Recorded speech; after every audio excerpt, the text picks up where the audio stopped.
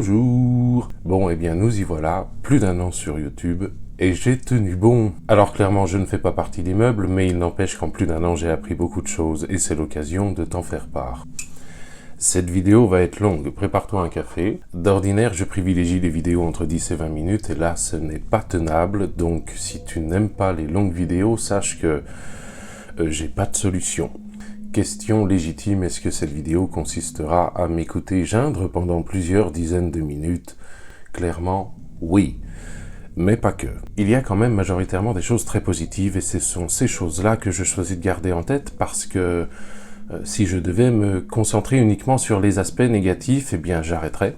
Ou alors, je deviendrais complètement cinglé. Et déjà que la première couche est sèche, c'est peut-être pas la peine de rajouter la deuxième. Cette vidéo est en plusieurs parties. 3 parties pour le bilan, plus d'1 an sur YouTube, et une partie plus interactive où je t'ai demandé si tu avais des questions pour constituer une FAQ. Quoi qu'il en eût été, le bilan il allait sortir. Et pour la partie FAQ, j'avais peur de prendre un four. Mais non, vous étiez tous là. Et vous m'avez régalé. Un coucou tout spécial à commissaire Curfette et inspectrice Linda L, qui ont abandonné cette idée de me poser quelques questions pour rentrer dans un mode interrogatoire. J'aurais pu faire une FAQ rien qu'avec leurs commentaires respectifs, donc visiblement j'étais vraiment inquiet pour rien. J'ai pris certaines questions pour les intégrer dans le bilan parce que c'était plus logique de faire comme ça. J'avais mon bilan à moi, j'y ai intégré certaines réponses à vos questions. Bref, j'ai fait ma tambouille et à la fin ça devrait ressembler à peu près à quelque chose. À peu près. Bien, on commence. C'est bien connu, YouTube est une plateforme tout à fait saine. N'est-ce pas?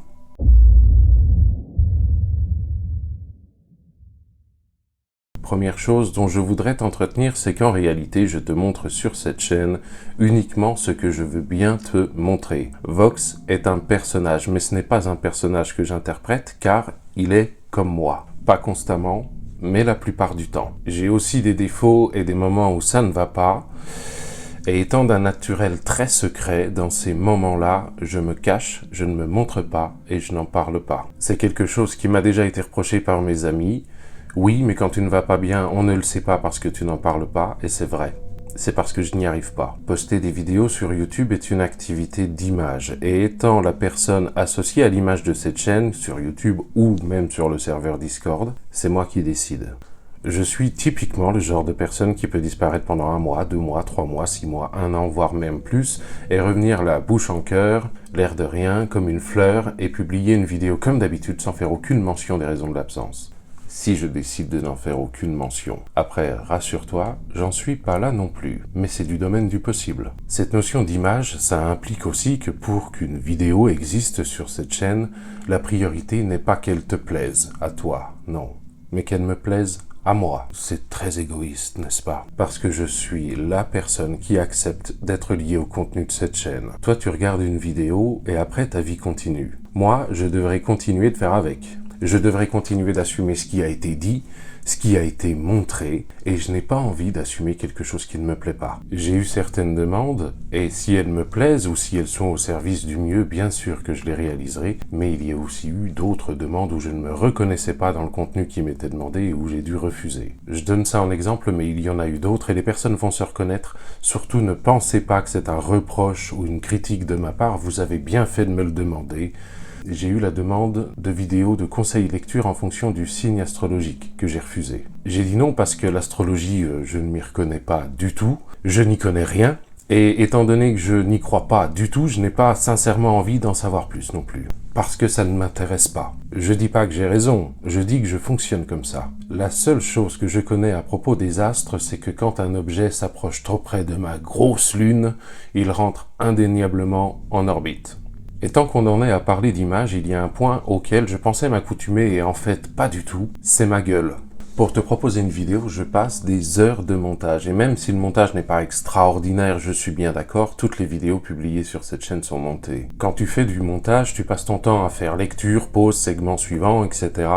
Et systématiquement, lorsque je fais pause, l'expression de mon visage reflète à ce moment-là le QI d'une huître et prend la forme générale d'une capote suspendue à la branche d'un arbre du bois de Boulogne. Je me trouve laid, hideux, monstrueux.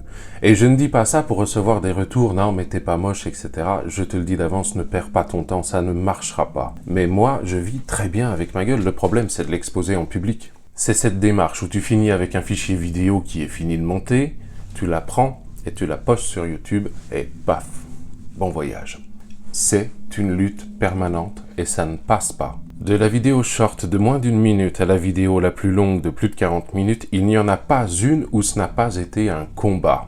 Que la vidéo plaise ou pas, qu'elle soit bonne ou pas, c'est pas la question, c'est systématiquement une lutte et j'ai gagné, puisqu'il y a des vidéos sur cette chaîne. Alors il faut reconnaître que c'est courageux et tant pis si ça paraît prétentieux. Ensuite, en ce qui concerne la communauté Booktube, j'avais cette image d'une communauté plutôt paisible étant donné que l'activité de bouquiner c'est quand même quelque chose de tranquille. Donc une ambiance plutôt apaisée. Eh bien, pas du tout. Booktube est une toute petite famille et c'est pas qu'on se connaît tous non plus, mais en tout cas on roule tous sur le même circuit. La concurrence est féroce et très souvent elle est malsaine. C'est drama sur drama. Bienvenue au spectacle messieurs dames, ce soir nos gladiateurs vont se jeter des seaux de merde à la gueule jusqu'à l'épuisement. Pardon, hein, mais c'est affligeant. Est-ce que tous sont comme ça? Absolument pas.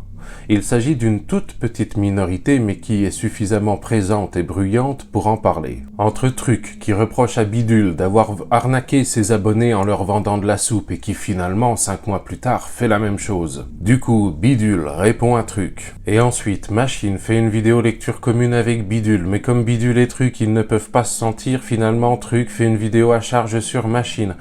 Oh, Alors on n'hésite pas, on lave bien son linge sale en public, et si au début l'identité des personnes visées reste plutôt discrète, au bout d'un moment, on lâche les lions, on est carrément dans le name dropping, parce que quitte à chier à la gueule de quelqu'un, autant qu'il ait les yeux bien ouverts pour profiter de l'éclipse. Je crois qu'il y a plus sain comme activité pour occuper les enfants. Le problème arrive quand les mômes se rendent compte que tu existes. Je laisse une adresse mail publique dans la description de cette chaîne. Tout le monde peut me contacter pour avoir une discussion privée avec moi. Je ne vais pas jouer à celui qui reçoit 50 emails par jour, parce que clairement, ce n'est pas le cas, j'en reçois très peu.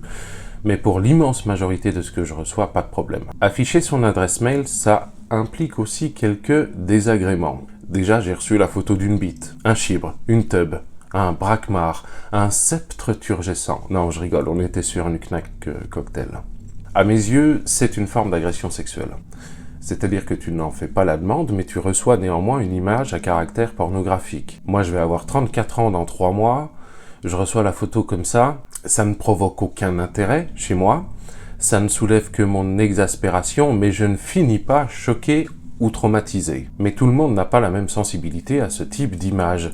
Et c'est quand même une activité sexuelle non consentie, donc une agression sexuelle. Autre sujet, un jour je reçois un email d'un booktuber, pas quelqu'un de connu, ne cherche pas, on a tous les deux à ce moment-là moins de 50 abonnés. Et il me dit en substance, « Salut, j'aime bien le contenu de ta chaîne, est-ce que ça te dirait de monter un drama ensemble, ça nous permettrait d'avoir plus d'abonnés ?» J'ai répondu, « Bonjour, merci pour le compliment, navré, je ne souhaite pas proposer ce type de contenu sur ma chaîne car je n'aime pas les dramas, cordialement, blablabla. » Réponse, mais tout le monde fait ça sur Booktube. Si tu ne le fais pas, tu vas rester un bouffon. Il est entendu qu'à ce moment-là, le ton de la conversation change. Et j'ai répondu, merci encore pour ta proposition, néanmoins, compte tenu de l'image que j'ai de toi, je crois que je préfère me passer les couilles au presse-agrumes plutôt que de me mêler à l'un de tes contenus. Navré de ne pas avoir été suffisamment clair lors de mon précédent message. Voilà, on peut me reprocher beaucoup de choses, mais pas de ne pas être franc.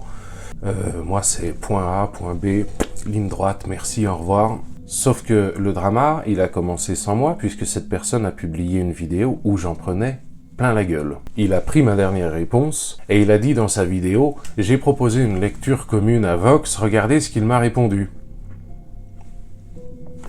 Ouais. Évidemment, mon nom était cité toutes les 3 minutes. Insultes, jugements, autant sur ce que je dis, ce que je fais, et même sur mon physique, et on ajoute à ça une bonne dose de diffamation, puisque cette personne affirmait fréquenter la même librairie que moi, et prétendait que j'étais allé réclamer des livres gratuits en faisant miroiter une publicité gratuite sur ma chaîne YouTube. Qu'on soit clair, c'est de la pure invention, et à cette époque j'avais moins de 50 abonnés, donc vraiment ça tient pas la route. Aujourd'hui, cette vidéo, elle a été supprimée, parce que recevoir une lettre qu'une plainte a été déposée contre toi pour injure publique et diffamation, ça calme. Plainte retirée depuis. Mais plainte qui a été rendue possible grâce à la phrase magique. La phrase magique qu'il te faut apprendre, qui peut rendre service dans beaucoup d'occasions. Qui est « Si vous me dites encore une seule fois non, je rentre immédiatement chez moi pour rédiger et adresser une lettre au procureur de la République afin de lui signifier que vous refusez mon dépôt de plainte. » Une personne qui fait perdre son temps à tout le monde. Moi, je m'étais fait une promesse à moi-même, qui était de tenir sur YouTube au moins 1 an sans objectif d'abonnés, sans objectif de nombre de vues. Voir si ça me plaît, voir ce que ça donne en général. 6 mois ont passé, ça ne marche pas très fort, mais je prends plaisir à faire ce que je fais. Et j'arrive à faire abstraction des aspects négatifs, de toutes les difficultés rencontrées. Je n'aime toujours pas ma gueule, mais je suis plus à l'aise pour parler à un objectif de caméra. Je continue mon petit bonhomme de chemin, j'ai complètement abandonné l'idée de m'intégrer à la communauté Booktube, et ça c'est définitif. Je fais mes trucs de mon côté, si ça plaît tant mieux, si ça ne plaît pas, ce n'est pas grave. En clair, je fais du surplace, mais je m'en contente. Et c'est à ce moment-là qu'une autre personne rentre dans l'histoire. Nous sommes le 2 juin 2022. Une vidéo est publiée. Elle s'appelle « Journal du mois, avril-mai 2022 ». C'est l'apparition de Marraine la Bonne Fée, Jenny, de la chaîne Au Pays de Jenny.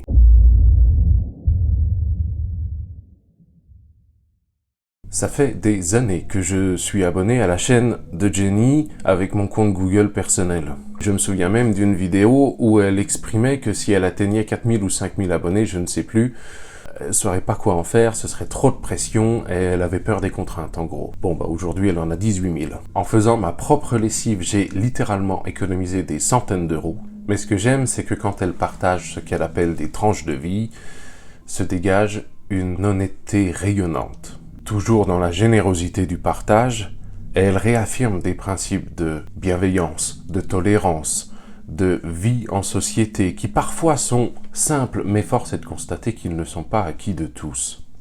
Et avec un aspect franc du collier et des expressions, mais quand tu as l'image, c'est génial, même Jean d'Ormesson, il n'aurait pas pu l'inventer. Et surtout, j'adore ses revues de lecture, parce qu'elle fait quelque chose que trop de monde s'interdit.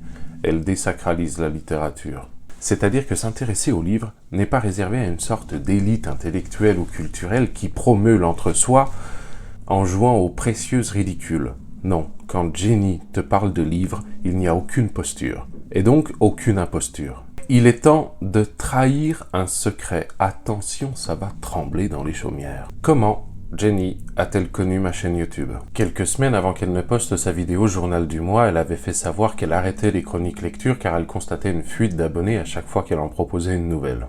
Sauf que moi, ces chroniques lecture, elles m'ont passionné et elles m'ont inspiré. Je ne suis pas sur les réseaux sociaux, je ne suis pas sur Instagram, donc je ne peux pas lui envoyer un message privé, sauf que moi, à ce moment-là, je veux lui faire savoir que j'ai adoré ses chroniques lecture. Alors je lui envoie un mail. Un mail qui commence comme ça. « Bonsoir Jenny. Je sais, contact pro uniquement. Je suis hors la loi et libre à toi de me classer dans une catégorie emmerdeur, je ne pourrai pas t'en tenir rigueur. Je suis profondément anti-réseaux sociaux pour des raisons qui m'appartiennent, je n'ai pas Twitter, Facebook, Instagram, TikTok, alors pour te joindre, il ne me reste que le mail. Bon, après le reste du message, dans le détail, on s'en fout, mais je lui dis tout. Je lui dis que j'ai adoré ses avis lecture, qu'ils sont admirables, que c'est terriblement injuste qu'ils ne rencontrent pas le succès qu'ils méritent, car ils en méritent, c'est indéniable. Que je suis profondément désolé pour elle, et qu'en partageant ses lectures, elle m'a inspiré. En clair, je prends toutes les bonnes vibes, je fais une grosse boule, comme ça, là, et j'envoie, tiens, attrape. Et en retour, je n'espère rien. Moi, j'ai juste respecté les instructions qu'elle donne à chaque fois. Dire aux gens qu'on aime, qu'on les aime. Alors, je ne parle pas de sentiments amoureux, parce que, on ne se connaît pas. Ensuite, je ne suis pas polygame. Et de toute manière, entre ma vie sur YouTube et ma vie privée, c'est pas qu'il y a un mur, non, c'est qu'il y a un canyon avec des crocodiles et des piranhas qui baignent dans un torrent composé d'acide sulfurique pur, parce que ce sont des crocodiles et des piranhas magiques. Voilà. Et donc 6 semaines plus tard, avec sa vidéo Journal du mois, la balle elle revient dans l'autre sens. Et j'étais pas prêt. Je prends mon téléphone et je vois sur la boîte mail, machin s'est abonné, nouvel abonné, machin a posé un nouveau commentaire.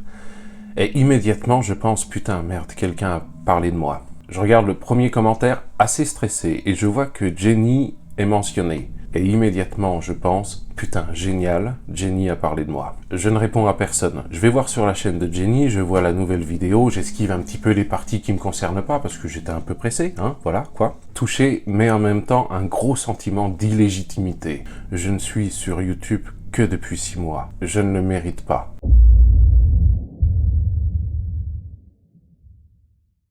Je ne le mérite pas, mais en même temps, je ne vais pas cracher dessus. Ah bah ça requinque, hein. Anecdote, quand j'ai eu connaissance de la vidéo de Jenny, j'étais en boxer sur mon lit en train de bouquiner et je décide immédiatement de répondre en proposant une petite vidéo de remerciement. J'ai enfilé une chemise en catastrophe, mais en réalité, en dessous, j'étais sans pantalon. Comme quoi, le cadrage, c'est quelque chose de très important. Je vois le nombre d'abonnés passer de 40, je crois, de tête, à 160. Et ça ouvre un petit peu le champ des possibilités. J'essaie de faire les choses un peu mieux. J'essaie de progresser, je m'applique sur le montage des vidéos sans dire que ce soit exceptionnel, mais je m'applique un peu plus, et ça là-dessus je continue de progresser. En plus, le couple de mes meilleurs amis m'offre ce micro plus le petit projecteur portable, donc la qualité augmente un peu. Très vite je me rends compte que YouTube n'est pas une plateforme de créateurs. Que nenni? Mais que tu es niais? Non, YouTube est une plateforme d'annonceurs. Pour le constater, il suffit de regarder l'ensemble des mesures qui vont dans le sens de la censure prise par YouTube. Ça a commencé par la diffusion de musique protégée par des droits d'auteur. Au début, tu avais une tolérance de 20 secondes, et aujourd'hui, tu as une tolérance de 0 secondes.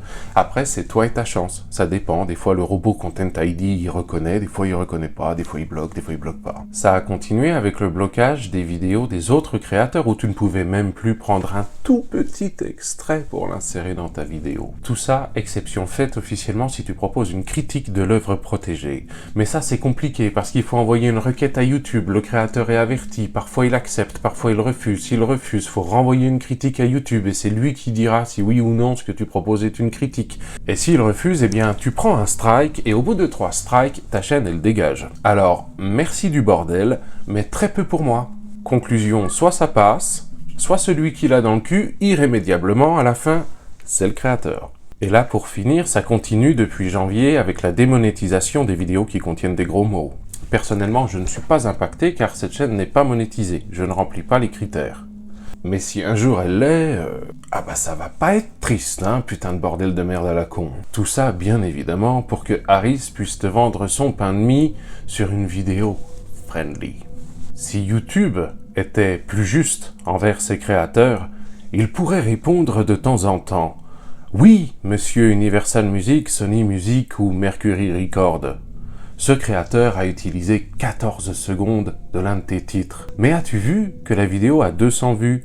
Autant d'écoutes supplémentaires potentielles sur une plateforme de streaming. Alors t'es gentil, t'arrêtes de nous les briser. » Si YouTube était un peu plus juste avec ses créateurs, il pourrait répondre par exemple « Oui, monsieur Kinder, effectivement, il y a un gros mot dans la vidéo après ta pub. Par contre, as-tu vu que depuis que tu proposes ta pub pour ton machin rempli de sucre et de graisse de palme sur notre plateforme, tes ventes ont été multipliées par 5. Alors t'es gentil, t'arrêtes de nous les briser. » Mais non, ça ne se passe pas comme ça. Plus de vues, donc plus de commentaires. Et j'essaie de répondre à tout le monde quand je le peux, et quand je ne le peux pas, souvent c'est parce que ça ne s'adresse pas à moi, ou parce que c'est un commentaire du type constat, tiens voilà, tout est dit. Et assez vite se dégage de tous les commentaires quelque chose de commun puisqu'on part tous du même objet, le livre. Donc pour permettre à tout le monde de partager tous ensemble, j'ai ouvert un serveur Discord. Ce qui est beaucoup plus pratique que les commentaires YouTube où tu t'adresses à moi, je te réponds, tu me réponds, je te réponds, tu me réponds. Je ne te réponds pas parce que je n'ai pas vu que tu avais répondu. Ainsi sont faits les commentaires YouTube. Certaines personnes sont aussi très demandeuses d'échanges avec moi et ça fait plaisir. Mais il faut intégrer aussi que je n'ai pas une disponibilité permanente et sans faille puisque j'ai un petit truc à côté qui s'appelle ma vie. Le serveur Discord est ainsi fait pour proposer à tout le monde d'échanger sur les sujets qui lui plairont, que ce soit livres, musique, films, séries. Il y a aussi tout un tas de petites animations où t'es proposé un mot au hasard et sa définition par jour, une citation, une musique au hasard, et il y a un salon vocal qui diffuse de la musique 24 heures sur 24, 7 jours sur 7, quand il ne bug pas. Tout ça a nécessité plusieurs jours, pas de travail parce que j'aime le faire, mais d'investissement. Le principe est simple, tout le monde peut venir partager ce qu'il veut avec tout le monde, à condition de respecter le règlement que tu acceptes lorsque tu rejoins le serveur et qui ne fait rien d'autre que de réaffirmer des principes de bienveillance, de tolérance et de vivre ensemble simples, vraiment des choses très accessibles. Ma chaîne YouTube, mon serveur Discord, c'est chez moi. Et qui dit chez moi, dit que mes règles sont de mise. Mais ça n'empêche pas certaines personnes de venir cracher ouvertement, en public et sous contrôle du huissier, sur ce que tu as essayé de mettre en place et ce pourquoi tu as passé ton temps depuis plusieurs semaines. Les incidents sont rarissimes, mais ça s'est produit et probablement que ça se reproduira encore. Imagine, tu es chez toi, tu laisses la porte ouverte et tu fais passer le message « Tout le monde est le bienvenu sans aucune exception d'aucune sorte », à condition de respecter le règlement qui est à l'entrée. Eh bien, sache que si tu fais remarquer à l'un de tes invités qui vient de poser sa pêche sur le canapé que tu apprécies assez peu ce genre de comportement, tu peux te voir répondre « Oui, mais je ne suis pas rentré chez toi pour faire de la lèche, ni pour suivre un règlement. » Alors le serveur Discord, tu es libre d'y entrer et tu es libre d'en sortir. Ce n'est pas une prison. Là, dans cet exemple, c'était même assez grave puisque ça a continué avec du harcèlement et des menaces. Donc là, il y avait un agresseur et un agressé et dès que j'ai été mis au courant de la situation, immédiatement, protection de l'agressé et l'agresseur, expulsion. Et moi, assez halluciné. Il y a des gens sur cette terre, lorsqu'ils adoptent un comportement inadmissible et que tu leur fais remarquer, eh bien ils le revendiquent. Voilà, ça existe. De toute façon, spoiler, se battre contre l'administrateur, à la fin, celui qui perd, c'est toi. Je n'userai jamais de mon temps à accepter l'inacceptable. Internet est un lieu dangereux. Je n'y contribuerai jamais. J'ai bien dit jamais. Mais la chaîne continue la croissance à son rythme. Je trouve que les avis que je t'ai proposés prennent un petit peu plus de corps, parce que je suis un petit peu plus habitué à l'exercice aussi. Et de mon côté, je n'attends rien de YouTube. Rien. YouTube n'est pas mon activité principale, elle ne me rapporte rien du tout. Donc les vidéos postées ici ne sont pas prioritaires, je m'occupe de ça sur mon temps libre et à l'heure actuelle c'est encore le cas. Et la bonne chose quand tu n'espères rien, c'est que tout ce qui arrive, eh bien c'est une bonne surprise. Sur les 28 derniers jours, j'ai gagné 10 abonnés, ce qui n'est rien du tout comparé à d'autres chaînes. Sur les 28 derniers jours, au moment où je tourne, j'ai fait 1073 vues, ce qui est peu de zob comparé à d'autres chaînes. Sur les 28 derniers jours, au moment où je tourne, j'ai cumulé 79,8 heures de visionnage de mes vidéos, ce qui est que chi comparé à d'autres chaînes. Comparé à d'autres chaînes, toujours. C'est peut-être ça le problème. YouTube te fait perdre la valeur des choses. Si on voit les choses à ma façon, sur les 28 derniers jours, 1073 personnes m'ont écouté. Tout ça mis bout à bout, c'est comme si j'avais parlé pendant 3 jours et 8 heures sans discontinuer et que j'avais toujours eu au moins un spectateur. Et sur tous ces spectateurs, bien sûr, il y a les anciens, mais il y en a aussi 10 nouveaux qui m'ont fait savoir que la prochaine fois que tu prendras la parole, Vox, je serai présent. Tout ça, à l'échelle de YouTube, c'est tout petit.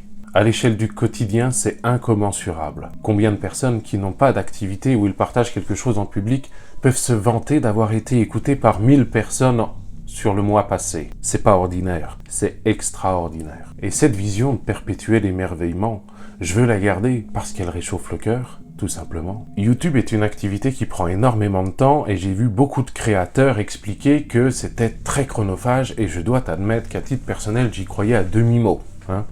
Ah bah en fait, si. Pardon. Maintenant, je m'en rends compte. Et c'est aussi un exercice pour l'ego. Parce que ça ne se passe pas toujours comme tu l'espères. Par exemple, la vidéo 1984 de George Orwell a nécessité un bien plus gros effort de ma part que l'autobiographie de Nabila. Et pourtant, aujourd'hui les vidéos sont à peu près au même niveau, mais le score au démarrage, 1984, tout le monde s'en foutait, alors que Nabila, tout le monde a cliqué. Je dis ça, mais ça me fait sourire. Parce qu'évidemment que je comprends, le mec il lit des thrillers et des livres d'épouvante et d'un coup il te sort une vidéo sur Nabila. Je me mets à ta place et évidemment que je clique. YouTube, c'est aussi faire avec l'ingratitude des gens. On va pas se mentir, 99,99% des commentaires et retours que je reçois sont positifs. Mais je marche aussi avec une épée de Damoclès au-dessus de ma tronche en permanence. Pour certains, je suis le mec qui fait des vidéos à peu près appréciables sur YouTube, Mais il suffit d'une fois où je refuserai d'aller dans leur sens, ou je ferai quelque chose qui ne leur plaise pas, pour immédiatement basculer du côté des connards infinis. Certaines personnes ont aussi un rapport particulier avec moi, puisqu'ils sont sans arrêt dans la contradiction.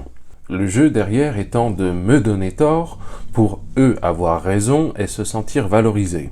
Et t'as vu, je suis plus intelligent que Vox alors que le mec il parle bouquin. Alors, y a pas d'exploit, étant moi-même con comme une huître. Et ce qui est bien, c'est que ces personnes finissent obligatoirement par partir parce que de mon côté, je ne joue pas avec elles. Elles gagnent dans un match où il n'y a pas d'adversaire, donc au bout d'un moment, ça doit être lassant.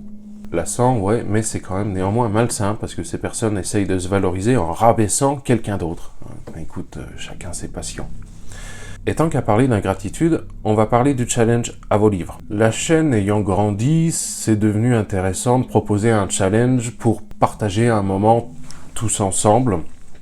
Et donc je commençais gentiment à travailler dans ce sens-là. Lorsque 2 personnes m'ont interpellé sur Discord pour m'en réclamer un. Donc moi, génial, je travaille sur quelque chose et il y a déjà 2 personnes intéressées. Et là, je passe la seconde. Cette fois, je m'investis pleinement sur l'élaboration du challenge. Et quand je dis pleinement, ça veut dire que je passe des nuits blanches. Je mets au point les défis, je leur trouve des noms, combien j'en mets, sur quelles contraintes de temps, comment j'élabore les règles, quels seront les défis. Et je passe des plombes à chercher le titre du challenge. J'ai pensé au jeu de mots à Vox Livres, à vos livres assez vite, mais au début je voulais pas ça parce que je trouvais ça un peu nombriliste. Et finalement, après y avoir passé des plombes, voilà. Et je passe des heures et des heures et des heures à mettre au point la fiche du challenge où tu peux renseigner ta pile à lire. Quand je l'ai, je me dis oui, mais les gens, ils vont niquer leur cartouche avec ça, donc je propose la version noir et blanc, je repasse des heures pour la mettre en place.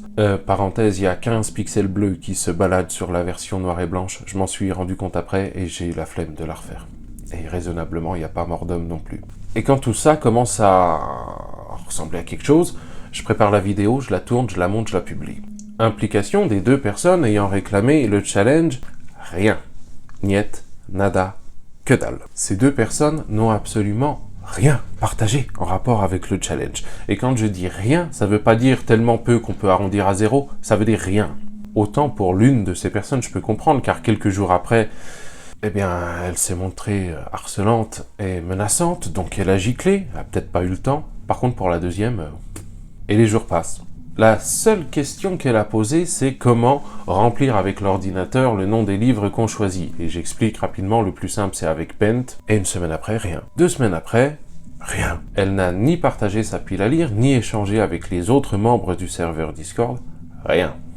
Et là, elle quitte le serveur. Et moi, j'ai les boules. Alors, est-ce que c'est grave? Non. Est-ce que ça m'emmerde? Oui. Et là, je les sens encore, là. Tout ça, ça date de plusieurs mois maintenant, et ça passe pas. Après, cette histoire se termine bien, parce que ce challenge, vous avez tous été là. Et vous avez été nombreux à y participer, beaucoup plus que ce que je n'espérais. Encore heureux que vous avez répondu présent, vous.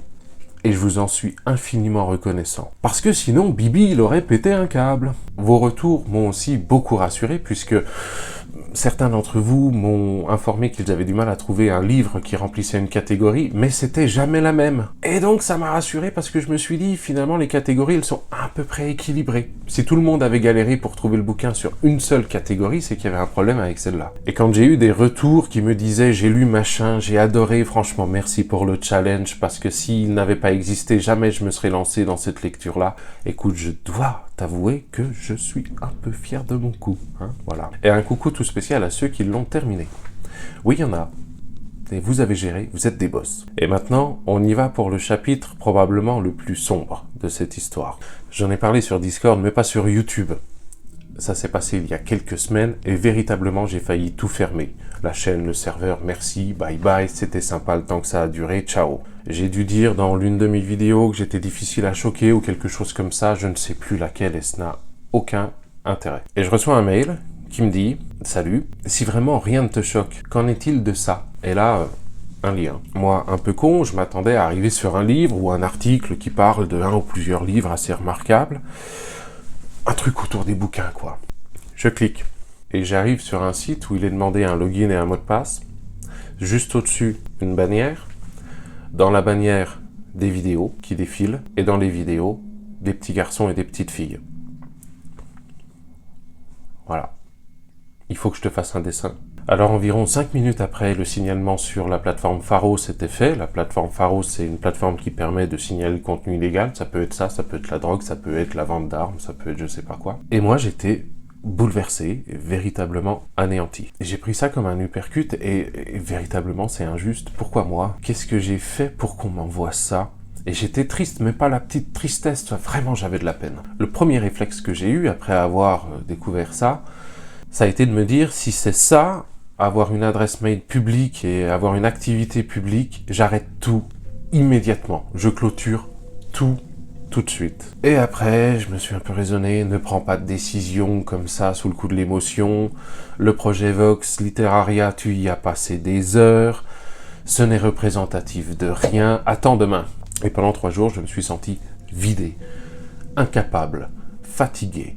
Ne me demandez plus rien, je ne suis plus capable de produire quoi que ce soit d'intéressant. Et après, le vide a laissé place à la rage, mais pas la colère, la vraie rage sombre et furieuse. À ce moment-là, si tu me présentais la personne qui m'a envoyé cet email, je la cassais en deux. Alors je suis allé poser plainte. Et cette plainte-là, je vais aller jusqu'au bout de la démarche.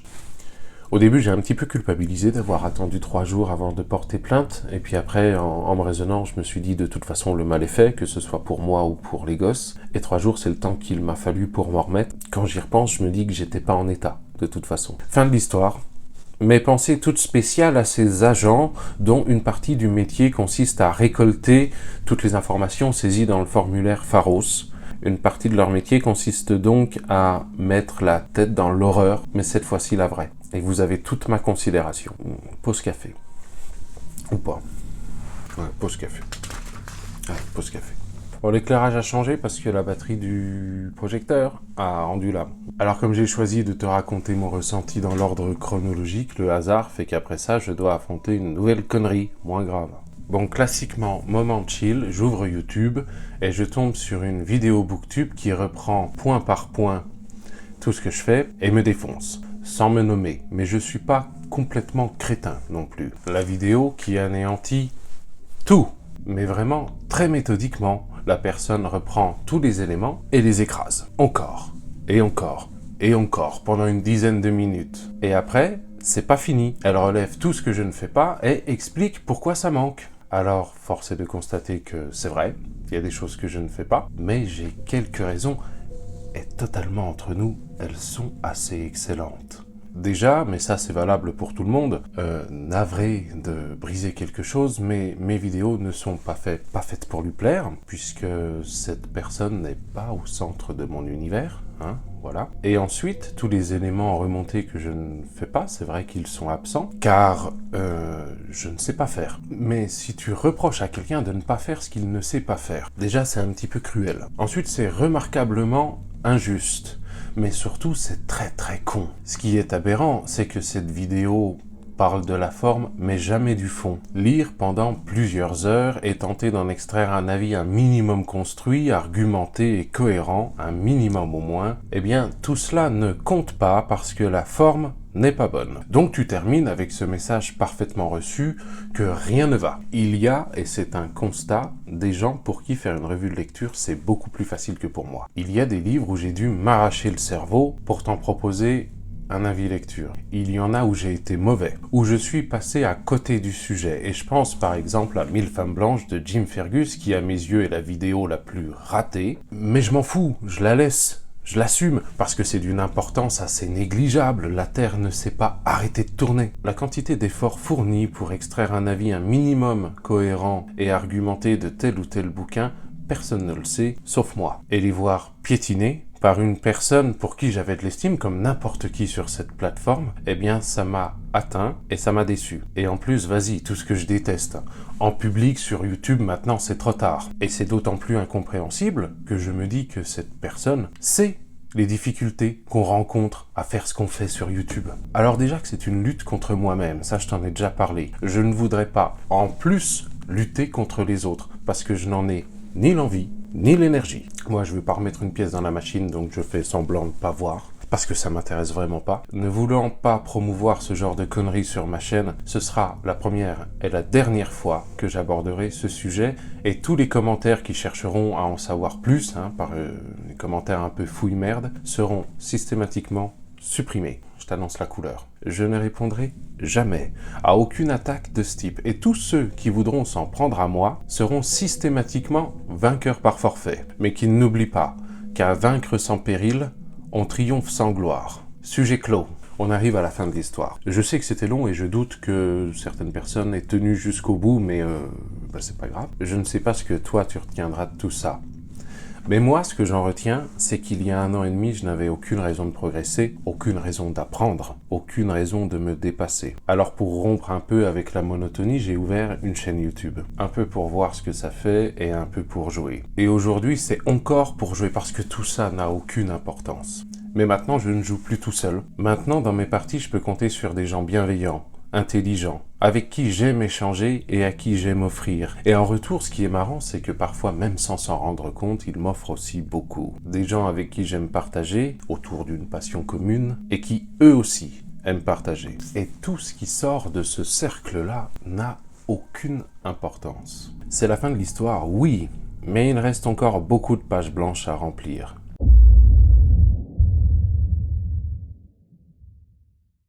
On y va pour la partie FAQ. Ça va être un petit peu plus chill quand même. Je vais suivre vos commentaires dans l'ordre où ils s'affichent sur l'application YouTube Studio. Donc c'est un ordre au hasard. Et en fait, je crois que c'est l'ordre dans lequel ils ont été écrits. Du coup, c'est pas du hasard. Ouais, voilà. YouTube, ça esquinte, hein. Donc, on y va. Christa Poulet qui me demande « Hello, bonjour. Si tu devais te retrouver seul sur une île déserte, quel livre serait ton livre de chevet à condition d'avoir un lit ?» Question hyper bateau, mais bon, il s'agit d'un naufrage.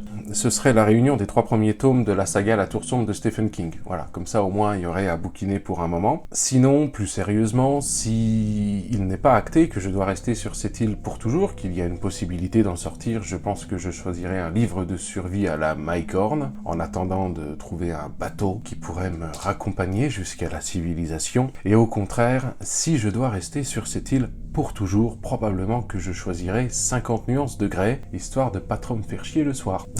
T'y attendais pas. Question de Bernadette. Bonjour jeune homme. Bonjour. La seule question que je pourrais vous poser, c'est qui vous a donné envie de lire et depuis combien de temps lisez-vous? Je ne poserai pas d'autres questions car pour moi c'est trop personnel et trop intrusif vis-à-vis de vous, probablement mon âge. Alors, ce qui m'a donné envie de lire en réalité, c'est parce que lorsque j'étais plus jeune, je me mettais à moi-même une énorme pression scolaire et collège-lycée. Et pendant ces années-là, il y avait une matière qui me résistait, c'était le français, où je me tapais des bâches et des bâches et des bâches et des bâches sans arrêt.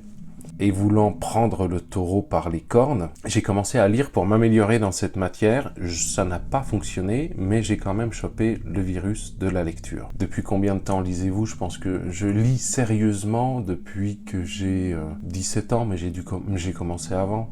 Mais sérieusement, depuis que j'ai 17 ans, oui. Et oui, je suis une vieille baderne, j'étais complètement subjugué par le petit félin. Permettez à une grand-mère de vous faire un gros bisou, Bernadette, alias Madame Jean.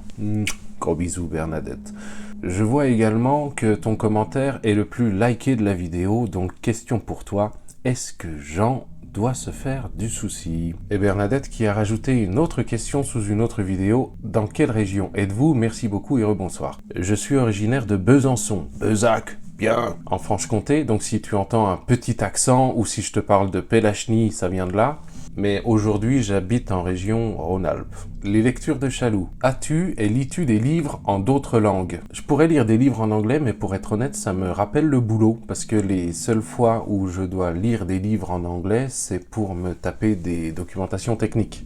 Si oui, lesquels? Bon, voilà. As-tu des projets de voyage? Alors, c'est drôle que tu me demandes ça, parce que oui, j'en parle maintenant, mais si ça ne se fait pas, s'il vous plaît, ne me le reprochez pas, parce que je serai le premier déçu. Si tout se passe bien, en octobre, je me barre quelques jours aux Philippines. L'occasion pour moi de me farcir la panse à grands coups de noix de coco, de mangue et de lechon. Pourquoi pas faire des vlogs de tes aventures? pas forcément sur cette chaîne, je comprendrai. Alors, faire un vlog sur le voyage aux Philippines, c'est prévu, néanmoins, c'est pas une promesse, et pourquoi ne pas faire de vlog de mes aventures, parce que je vis pas des aventures, j'ai une vie assez classique quand même, et je suis aussi assez peu coutumier du format vlog, qui a un montage particulier, une façon d'ordonner les vidéos un petit peu particulière, et ma crainte, c'est de faire un truc un petit peu pourri.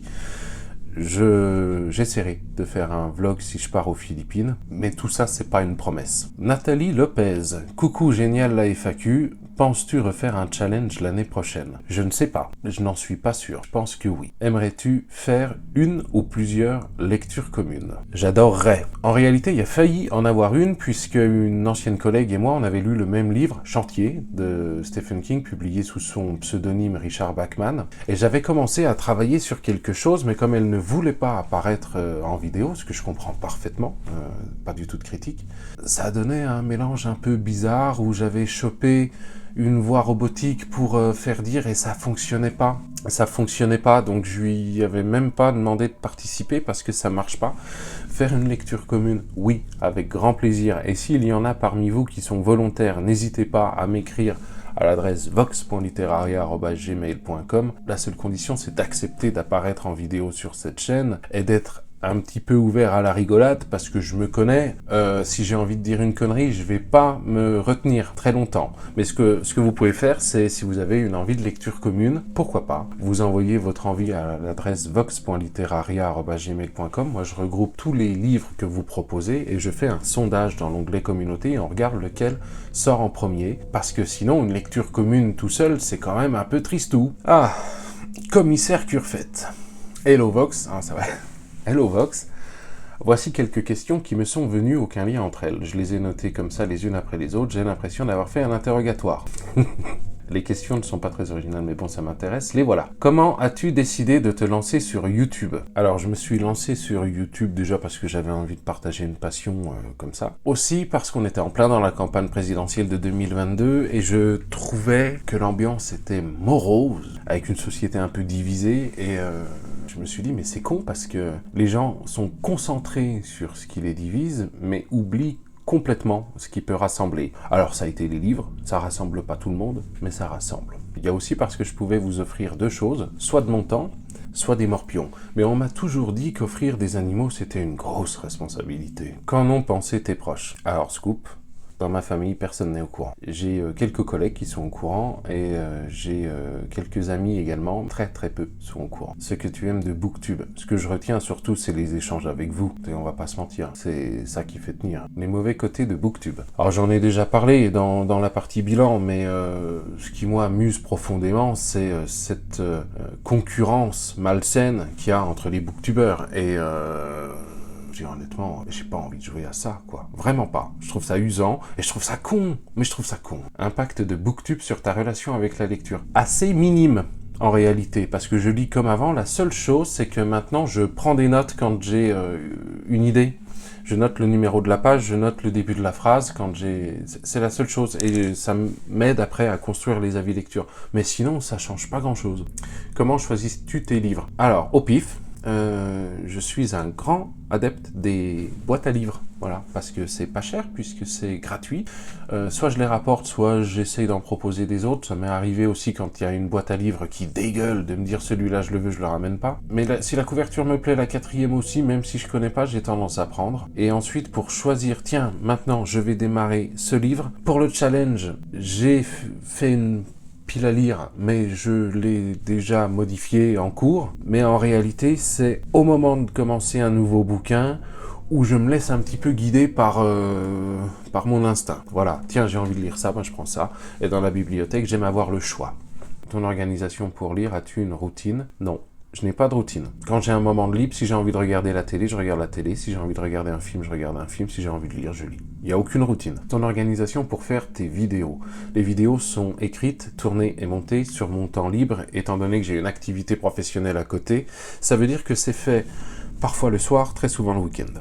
Un livre coup de cœur ou ta plus grande claque littéraire? Ma plus grande claque littéraire, ça a été Dracula de Bram Stoker. Parce que ça a été la première fois où j'ai lu un livre qui n'avait pas l'étiquette littéraire, mais plutôt l'étiquette populaire. C'est toujours, en France, on a ce clivage. Et pendant ma lecture, je m'étais dit, mais c'est absolument exceptionnel et c'est injuste que cette œuvre ne soit pas étudiée en cours parce que c'est une œuvre fantastique et donc de divertissement. Parce que c'est un chef-d'œuvre. Un personnage coup de cœur. Alors c'est pas véritablement un personnage, c'est un groupe de personnages. Je vais tricher un petit peu, c'est le club des ratés du livre de Stephen King, ça, parce que Stephen King est sans commune mesure pour parler de l'enfance. Et ce sont des personnages qui ont entre 11 et 12, peut-être 13, j'ai un doute. Et véritablement, ils sont attachants. Et quand j'ai fini la lecture de ça, que j'ai relu l'année dernière, je l'avais lu quand j'étais ado, mais pas dans des bonnes conditions. Quand j'ai fini la relecture de ça, immédiatement, je me suis dit,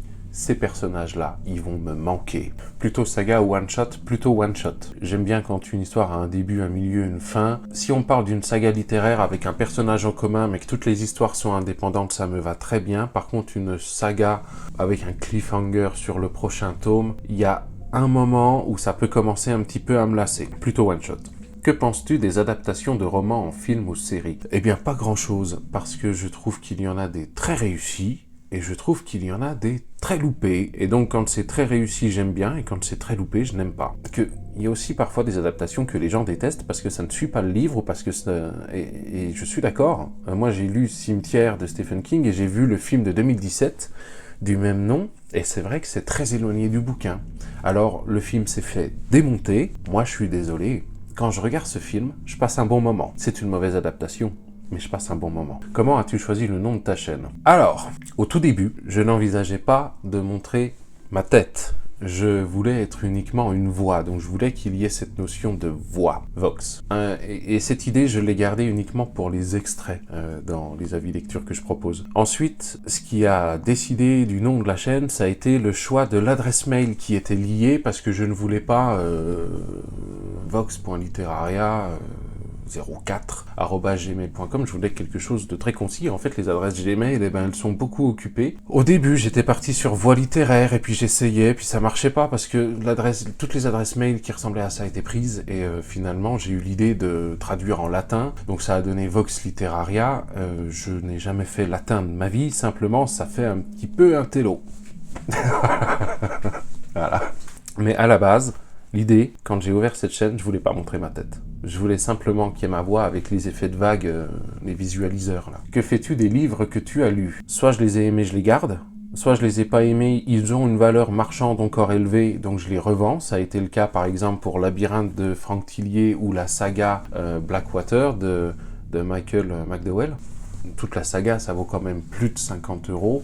Donc, si j'ai pas d'intérêt à les conserver, je préfère autant les revendre. Et l'argent que je touche, ça limite un petit peu la casse. Je les dépose en boîte à livres, ça arrive fréquemment, et je les donne aussi, gratuitement. Et ça, je pense que les gens sur Discord peuvent en témoigner, puisque ça m'est arrivé plusieurs fois d'offrir mes livres.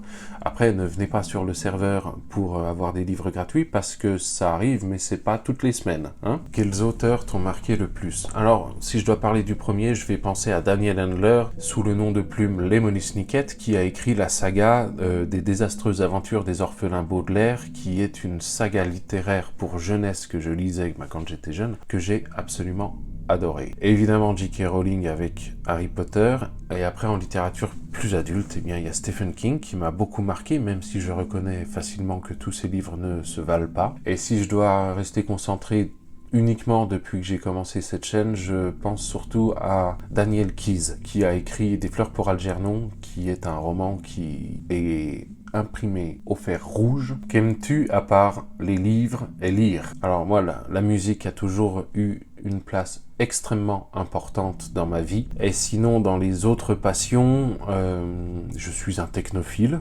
aussi. Et j'aime aussi beaucoup tricoter. Voilà. Et là, les gens ne me croient pas. Et pourtant, c'est vrai. Voilà, tiens, je vais te montrer ma dernière œuvre. Ce magnifique pull, voilà, l'avant, l'arrière, ça c'est plus de 100 heures de boulot. Ce qui est ouf, c'est que quand je présente ça, souvent les gens ne me croient pas. Bon, non, c'est pas lui qui l'a fait. Eh bien si. J'aime aussi beaucoup boire du Picombière ou courir après les personnes âgées dans les supermarchés avec un radiateur dans les bras en leur criant « Canicule surprise !» Ça, j'aime beaucoup. Es-tu abonné à des magazines? Si oui, lesquels? Des magazines, non, je suis abonné à des journaux satiriques. parce que il m'offre une version de l'information différente de l'information parfois prémâchée et pré-chiée que tu trouves sur BFM TV. Et je ne suis pas une noix prête à gaver, j'aime avoir des visions différentes de la même information pour pouvoir me faire ma propre opinion. Quand tu lis, prends-tu des notes depuis Booktube? Oui. Quand tu regardes un an en arrière, qu'est-ce que tu te dis? Que ce n'était pas toujours facile, mais que ça valait la peine. Parce qu'il y a des trucs chouettes. Puis je me dis aussi, t'aurais pu t'acheter un micro avant. Qu'est-ce qui te pousse à continuer ta chaîne? Les échanges avec vous? Mais c'est la seule chose. Parce que parler bouquin face à une caméra, ça n'a aucun intérêt s'il n'y a pas d'interaction derrière. Qu'est-ce que ça t'apporte? Une satisfaction personnelle. Voilà. Vas-tu en salon ou en festival du livre? Non, c'est difficile de me faire sortir de mon trou. Quels sont les sujets qui te touchent le plus dans les livres ou autre part? Alors, directement, moi je pense aux agressions, qu'elles soient physiques, morales ou sexuelles, sur des enfants. C'est quelque chose qui me touche énormément. Et je peux faire avec si c'est pour en faire une représentation cruelle, horrible et inadmissible. Pour rendre l'instant dramatique, je peux faire avec. Par contre, si c'est pour en rire, comme a fait Monsieur Bastien Vivès dans sa dernière bande dessinée, c'est absolument inadmissible et ce n'est pas drôle. Monsieur Bastien Vivès est un bouffon, une raclure de chiottes de gare, plutôt meute ou solitaire. Solitaire, mais ça ne veut pas dire que je suis asocial. Question de Alvina Aumont. Coucou, bonjour. On sait tous que tu es un grand fan de King, mais lequel de ses romans est le moins bon selon toi?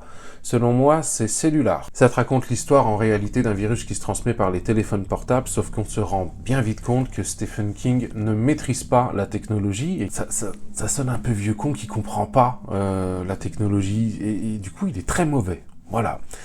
Moi je le garde parce que j'ai un esprit de collectionneur sur les livres de Stephen King, mais c'est la seule raison. Question de Sive8630. Bonsoir Vox Literaria, penses-tu pouvoir faire une vidéo sur les livres à lire dans sa vie, 1, 10, 20? Pour toi, qu'est-ce qu'un livre culte? Faire une vidéo top 10, top 5, des thrillers, des livres d'épouvante, tout ça, ce n'est pas exclu. Mais cette notion de à lire absolument dans sa vie, il y a une notion un peu sectaire, où je dois te convaincre qu'il faut lire ce livre parce que c'est un enrichissement, et en réalité convaincre n'importe peu, parce que de mon côté j'ai ouvert une chaîne Booktube, j'ai pas ouvert une secte. Mais un top, ouais, c'est pas prévu, mais je suis pas fermé à l'idée. Pour toi, qu'est-ce qu'un livre culte? Merci. Alors il faut qu'on s'entende qu'un livre culte, il peut changer en fonction de l'âge. Quand j'étais plus jeune, mes livres cultes, c'était les désastreuses aventures des orphelins Baudelaire, de Daniel Handler, et aujourd'hui ça peut sembler accessoire, mais si tu m'avais posé cette question-là quand j'avais 11 ans, j'aurais été tout à fait sincère en te répondant ça. Après, en plus adulte, je pense que c'est Dracula de Bram Stoker, mais depuis un peu plus d'un an, pour des raisons toutes personnelles, mon livre culte, c'est Le coup du père François de San Antonio, nom de plume de Frédéric Dard. Question de Linda L. Très bonne idée, cette idée de bilan. C'est gentil de nous faire participer, je me lance, mais non, c'est avec grand plaisir. Je mets ce qui me passe en tête. Pourquoi as-tu voulu te lancer sur YouTube? C'était dans l'idée de partager avec les gens, et aussi pour contrer un petit peu la morosité ambiante qui régnait quand c'était l'élection présidentielle. Qu'est-ce qui t'a donné envie de te lancer? En réalité, ça faisait des années que j'avais envie d'ouvrir une chaîne Booktube, et je l'ai fait surtout pour ne rien regretter et voir ce que ça faisait, sans me mettre de pression. Le problème des regrets, c'est qu'ils s'inscrivent systématiquement à l'encre indélébile. Est-ce que cela a été compliqué? Au début, proposer un avis lecture, le condenser, l'argumenter et le rendre cohérent, oui, c'était compliqué parce que je n'étais pas habitué à cet exercice-là, et je crois que je ne le suis toujours pas. Mais les vidéos, en fait, sont le cliché d'un ressenti à un instant T, et il y en a quelques-unes que je regrette un peu. Par exemple, si tu regardes la vidéo Stephen King du maquis, t'as l'impression que c'est le coup de cœur de l'année, alors que pas du tout. Après réflexion, pas du tout. Mais je l'assume, il y a pas mort d'homme non plus. Mais le plus compliqué pour moi à gérer, ça reste cette zone-là.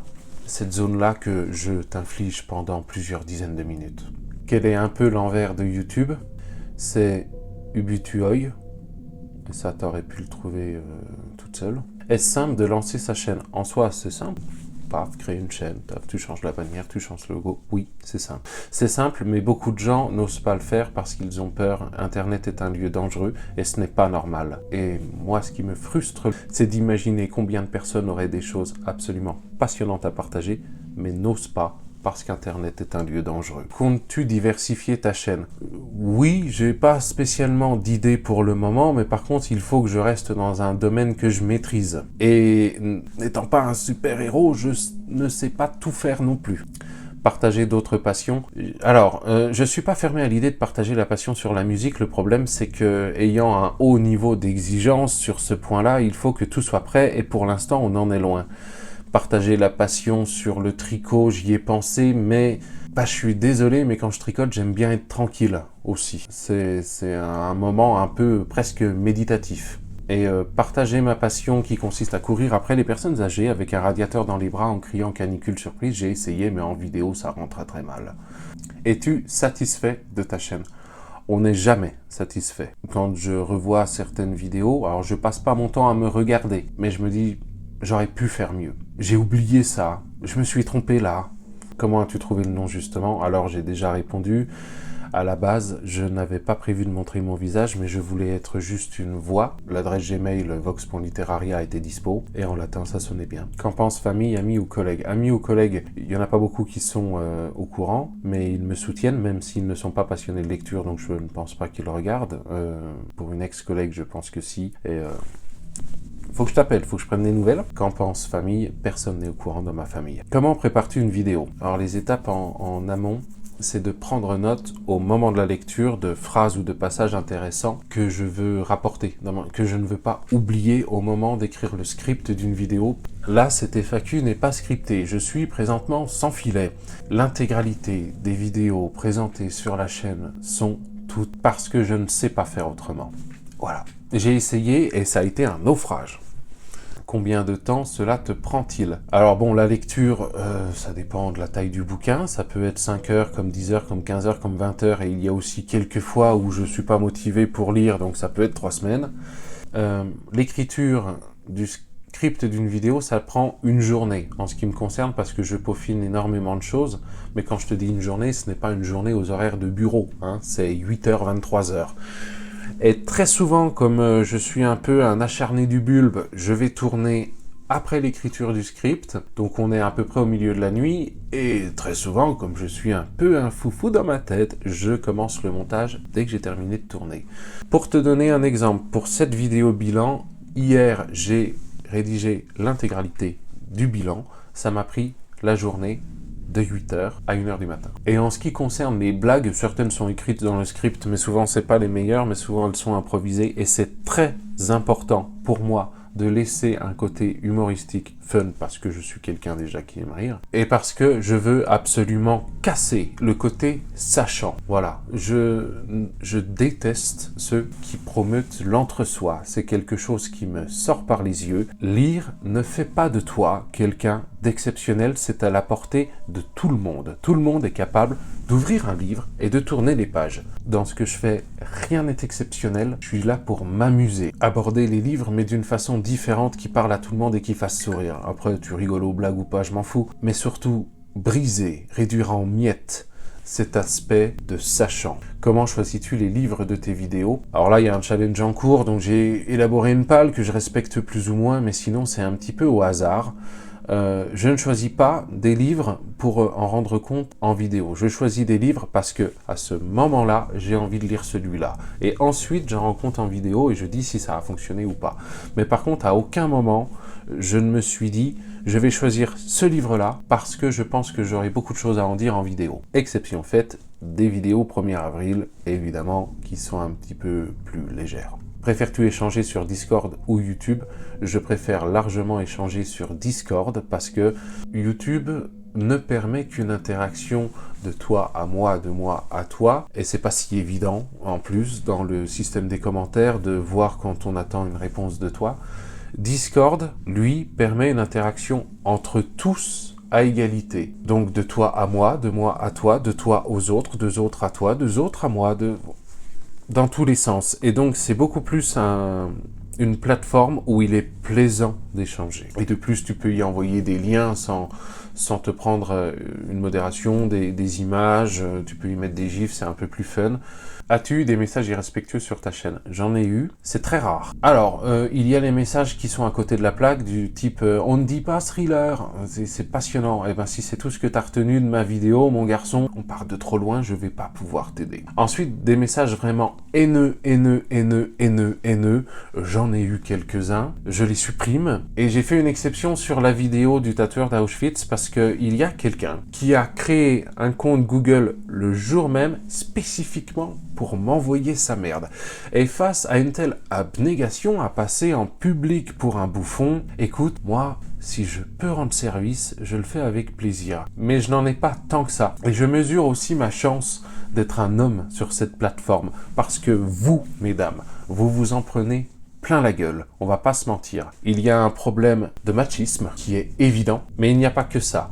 Parce que entre vous, mesdames, vous vous en foutez plein la tronche. Que t'a rapporté ta chaîne, confiance en soi, assurance. Ça m'a apporté l'aspect dépassement de soi, où, étant donné que c'est une épreuve à chaque fois d'afficher ma gueule en public, j'ai un petit sentiment de bravoure quand j'y parviens. Et sinon, confiance en soi, assurance, d'une certaine manière, oui, ça rejoint ces notions-là. Je m'arrête là, j'ai l'impression que ça fait beaucoup. C'est pas grave. Question de C, qui a battu le record du pseudo le plus court. Je me lance dans l'interrogatoire. Es-tu aussi calme dans la vie que sur ta chaîne YouTube? Oui, mais je suis en réalité un faux calme. C'est-à-dire que, avant de me mettre en colère, il faut vraiment m'en tartiner 15 couches. Mais véritablement, je suis patient. Par contre, j'ai aussi un côté très franc du collier, où quand quelqu'un ou une situation, quelque chose, peu importe, commence à me gonfler, je le dis. Ce qui donne lieu quelquefois à des phrases très posées où je dis à la personne, excusez-moi, il faut que je t'informe que tu es très sérieusement en train de me péter les couilles et que si tu continues, tu vas courir un danger. Et le problème, c'est que quand je m'énerve réellement, étant donné que j'ai accumulé pendant des plombes et que j'ai pris sur moi, il n'y a pas d'intermédiaire et on passe directement de la vallée au sommet de la montagne où la personne, finalement, je la brise en deux en lui hurlant dessus. Et ce n'est pas un aspect de ma personnalité dont je suis spécialement fier. C'est pas quelque chose dont je me vante. Oui, je suis très calme, je suis très patient. Mais quand je me mets en colère, c'est toujours trop. As-tu des livres et genre de livres favoris? Mes types de livres favoris, c'est tout ce qui concerne le thriller et le fantastique et l'horreur. As-tu des livres favoris? Oui, mais ça varie en fonction des périodes aussi. Par exemple, mon dernier livre favori, c'était L'Enfant des cimetières de Cédric Cyr. Et d'ailleurs, j'ai été absolument ravi de l'accueil qui a été fait à cette vidéo, puisqu'elle performe beaucoup plus que d'ordinaire. À mon niveau, c'est absolument énormissime. Et c'est vrai que YouTube permet aussi ces instants de magie quand tu fais une bonne lecture, que tu en proposes un avis et que, comme tout créateur de contenu, il y a quand même une satisfaction quand tu proposes quelque chose qui est vu. Quand toutes les étoiles sont alignées comme ça, c'est assez magique. Bonjour, c'est le mois du montage. Je me suis rendu compte que j'avais oublié de répondre à l'une de tes questions qui était quel est mon métier. Je suis analyste programmeur, développeur logiciel. Voilà. Désolé. Au revoir. As-tu des rêves, des passions?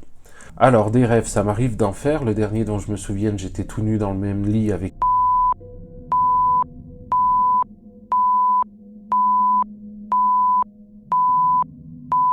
Et des passions, la musique, la lecture, le tricot et le picombière. Comment déniches-tu les livres que tu présentes? 80% de ma collection, je pense, appartient au marché de l'occasion.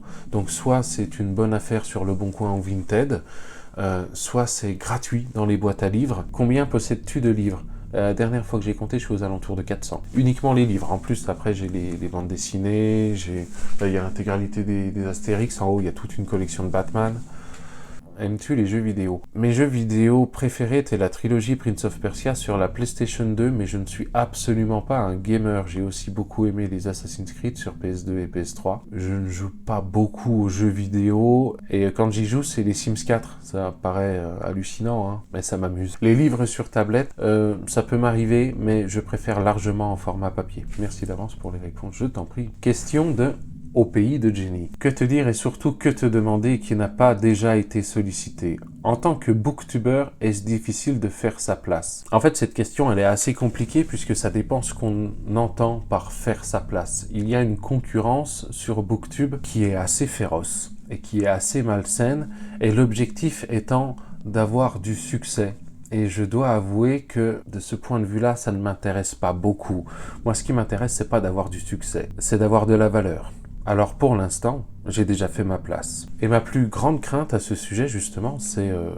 j'allais dire de choquer, mais en fait, non. Je m'en fous de choquer. Non, c'est de décevoir. Parce que quand tu déçois, tu perds de la valeur. Es-tu satisfait de ton évolution sur YouTube où quelques frustrations, voire démotivations peuvent se faire sentir? Es-tu satisfait de ton évolution sur YouTube? Pleinement. D'un point de vue évolution, tout est allé dans le sens de la croissance, donc je n'ai aucune raison de me plaindre. Quelques frustrations, voire démotivations peuvent se faire sentir.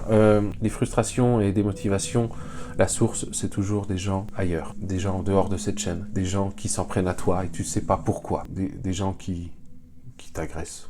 Ici, tout se passe bien.